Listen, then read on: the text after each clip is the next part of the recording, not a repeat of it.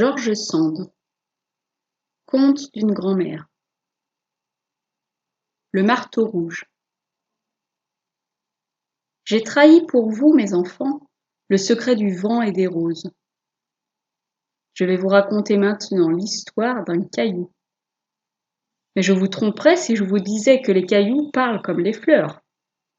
S'ils disent quelque chose, lorsqu'on les frappe, nous ne pouvons l'entendre que comme un bruit sans parole. Tout dans la nature a une voix, mais nous ne pouvons attribuer la parole qu'aux êtres. Une fleur est un être pourvu d'organes et qui participe largement à la vie universelle. Les pierres ne vivent pas. Elles ne sont que les ossements d'un grand corps qui est la planète, et ce grand corps, on peut le considérer comme un être. Mais les fragments de son ossature ne sont pas plus des êtres par eux-mêmes qu'une phalange de nos doigts ou une portion de notre crâne n'est un être humain. C'était pourtant un beau caillou, et ne croyez pas que vous eussiez pu le mettre dans votre poche, car il mesurait peut-être 1 mètre sur toutes ses faces. Détaché d'une roche de cornaline, il était cornaline lui-même, non pas de la couleur de ces vulgaires silex sang de bœuf qui jonchent nos chemins, mais d'un rose chair veiné de parties ambrées et transparent comme un cristal. Vitrification splendide produite par l'action des feux plutoniens sur l'écorce silicieuse de la terre. Il avait été séparé de sa roche par une dislocation et il brillait au soleil, au milieu des herbes, tranquille et silencieux depuis des siècles, dont je ne sais pas le compte. La fée Hydrocharis vint enfin un jour à le remarquer. La fée Hydrocharis, beauté des eaux, était amoureuse des ruisseaux clairs et tranquilles, parce qu'elle y faisait pousser ses plantes favorites, que je ne vous nommerai pas, vu que vous les connaissez maintenant et que vous les chérissez aussi. La fée avait du dépit, car après une fonte de neige assez considérable sur les sommets de montagne, le ruisseau avait ensablé de ses eaux troublées et grondeuses les tapis de fleurs et de verdure que la fée avait caressés et bénis la veille. Elle s'assit sur le gros caillou, et contemplant le désastre, elle se fit ce raisonnement. La fée des glaciers, ma cruelle ennemie, me chassera de cette région, comme elle m'a chassé déjà des régions qui sont au-dessus, et qui maintenant ne sont plus que des amas de ruines. Ces roches entraînées par les glaces, ces moraines stériles où la fleur ne s'épanouit plus, où l'oiseau ne chante plus, où le froid et la mort règnent stupidement, menacent de s'étendre sur mes riants herbages et sur mes bosquets embaumés. Je ne puis résister, le néant veut triompher ici de la vie, le destin aveugle et sourd est contre moi. Si je connaissais au moins les projets de l'ennemi, j'essaierais de lutter. Mais ces secrets ne sont confiés qu'aux ondes fougueuses, dont les 1000 voix confuses me sont inintelligibles. Dès qu'elles arrivent à mes lacs et à mes étangs, elles se taisent, et sur mes pentes sinueuses, elles se laissent glisser sans bruit. Comment les décider à parler de ce qu'elles savent des hautes régions d'où elles descendent, et où il m'est interdit de pénétrer? La fée se leva, réfléchit encore, regarda autour d'elle, et accorda enfin son attention au caillou qu'elle avait jusque-là méprisé comme une chose inerte et stérile. Il lui vint alors une idée, qui était de placer ce caillou sur le passage incliné du ruisseau. Elle ne prit pas la peine de pousser le bloc, elle souffla dessus, et le bloc se mit en travers de l'eau courante, debout sur le sable où il s'enfonça par son propre poids, de manière à y demeurer solidement fixé. Alors la fée regarda et écouta. Le ruisseau, évidemment irrité de rencontrer cet obstacle, le frappa d'abord brutalement pour le chasser de son chemin. Puis il le contourna et se pressa sur ses flancs jusqu'à ce qu'il eût réussi à se creuser une rigole de chaque côté. Et il se précipita dans ces rigoles en exhalant une sourde plainte. « Tu ne dis encore rien qui vaille, pensa la fée, mais je vais t'emprisonner si bien que je te forcerai de me répondre. Alors elle donna une chiquenaude au bloc de cornaline qui se fendit en 4. C'est si puissant un doigt de fée.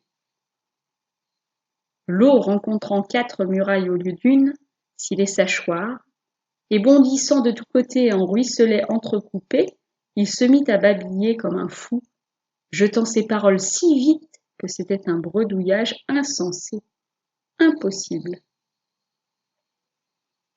La fée cassa encore une fois le bloc, et des 4 morceaux en fit 8, qui, divisant encore le cours de l'eau, la forcèrent à se calmer et à murmurer discrètement. Alors, elle saisit son langage, et comme les ruisseaux sont de nature indiscrète et babillarde, elle apprit que la reine des glaciers avait résolu d'envahir son domaine et de la chasser encore plus loin. Hydrocharis prit alors toutes ses plantes chéries dans sa robe tissue de rayons de soleil et s'éloigna, oubliant au milieu de l'eau les pauvres débris du gros caillou qui restèrent là jusqu'à ce que les eaux obstinées les eussent emportés ou broyés. Rien n'est philosophe et résigné comme un caillou. Celui dont j'essaye de vous dire l'histoire n'était plus représenté un peu dignement que par un des 8 morceaux, lequel était encore gros comme votre tête, et à peu près aussi rond, vu que les os qui avaient émietté les autres l'avaient roulé longtemps. Soit qu'il eût plus de chance, soit qu'on eût eu des égards pour lui, il était arrivé beau, luisant et bien poli jusqu'à la porte d'une hutte de roseaux où vivaient d'étranges personnages. C'étaient des hommes sauvages, vêtus de peau de bête, portant de longues barbes et de longs cheveux, faute de ciseaux pour les couper, ou parce qu'ils se trouvaient mieux ainsi. Et peut-être n'avaient-ils pas tort. Mais s'ils n'avaient pas encore inventé les ciseaux, ce dont je ne suis pas sûre, ces hommes primitifs n'en étaient pas moins d'habiles couteliers. Celui qui habitait la hutte était même un armurier recommandable. Il ne savait pas utiliser le fer, mais les cailloux grossiers devenaient entre ses mains des outils de travail ingénieux ou des armes redoutables. C'est vous dire que ces gens appartenaient à la race de l'âge de pierre qui se confond dans la nuit des temps avec les premiers âges de l'occupation celtique. Un des enfants de l'armurier trouva sous ses pieds le beau caillou amené par le ruisseau, et croyant que c'était un des nombreux éclats ou morceaux de rebut jetés çà et là autour de l'atelier de son père, il se mit à jouer avec et à le faire rouler. Mais le père, frappé de la vive couleur et de la transparence de cet échantillon, le lui ôta des mains et appela ses autres enfants et apprentis pour l'admirer. On ne connaissait dans le pays environnant aucune roche d'où ce fragment pût provenir. L'armurier recommanda à son monde de bien surveiller les cailloux qui charriaient le ruisseau, mais ils eurent beau chercher et attendre, ils n'en trouvèrent pas d'autres, et celui-ci resta dans l'atelier comme un objet des plus rares et des plus précieux. À quelques jours de là, un homme bleu descendit de la colline et somma l'armurier de lui livrer sa commande. Cet homme bleu, qui était blanc en dessous, avait la figure et le corps peints avec le suc d'une plante qui fournissait aux chefs et aux guerriers ce que les Indiens d'aujourd'hui appellent encore leur peinture de guerre. Il était donc de la tête aux pieds d'un beau bleu d'azur, et la famille de l'armurier le contemplait avec admiration et respect. Il avait commandé une hache de silex, la plus lourde et la plus tranchante qui n'eût jamais été fabriquée depuis l'âge du renne. Et cette arme formidable lui fut livrée moyennant le prix de 2 peaux d'ours, selon qu'il avait été convenu. L'homme bleu ayant payé, allait se retirer, lorsque l'armurier lui montra son caillou de cornaline en lui proposant de le façonner pour lui en hache ou en casse-tête. L'homme bleu, émerveillé de la beauté de la matière, demanda un casse-tête qui serait en même temps un couteau propre à dépecer les animaux après les avoir assommés. On lui fabriqua donc avec ce caillou merveilleux un outil admirable, auquel à force de patience, on put même donner le poli, jusqu'alors inconnu, à une industrie encore privée de meules, et pour porter au comble la satisfaction de l'homme bleu, un des fils de l'armurier, enfant très adroit et très artiste, dessina avec une pointe faite d'un éclat la figure d'un daim sur un des côtés de la lame. Un autre, apprenti très habile au montage, enchâssa l'arme dans un manche de bois fendu par le milieu et assujetti aux extrémités par des cordes de fibres végétales très finement tressées et d'une solidité à toute épreuve. L'homme bleu donna 12 peaux de daim pour cette merveille et l'emporta triomphant dans sa mandelle immense, car il était un grand chef de clan, enrichi à la chasse et souvent victorieux à la guerre. Vous savez ce qu'est une mardelle? Vous avez vu ces grands trous béants au milieu de nos champs aujourd'hui cultivés, jadis couverts d'étangs et de forêts? Plusieurs ont de l'eau au fond, tandis qu'à un niveau plus élevé, on a trouvé des cendres, des os, des débris de poterie et des pierres disposées en foyers. On peut croire que les peuples primitifs aimaient à demeurer sur l'eau, témoin les cités lacustres trouvées en si grand nombre, et dont vous avez entendu beaucoup parler. Moi, j'imagine que dans les pays de plaine comme les nôtres, où l'eau est rare, on creusait le plus profondément possible, et autant que possible, aussi dans le voisinage d'une source.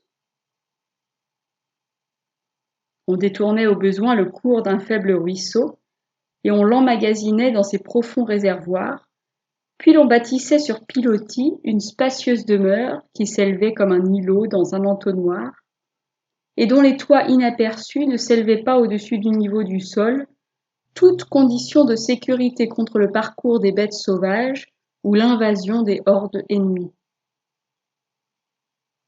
Quoi qu'il en soit, l'homme bleu résidait dans une grande mardelle, on dit aussi margelle, entourée de beaucoup d'autres plus petites et moins profondes, où plusieurs familles s'étaient établies pour obéir à ses ordres en bénéficiant de sa protection.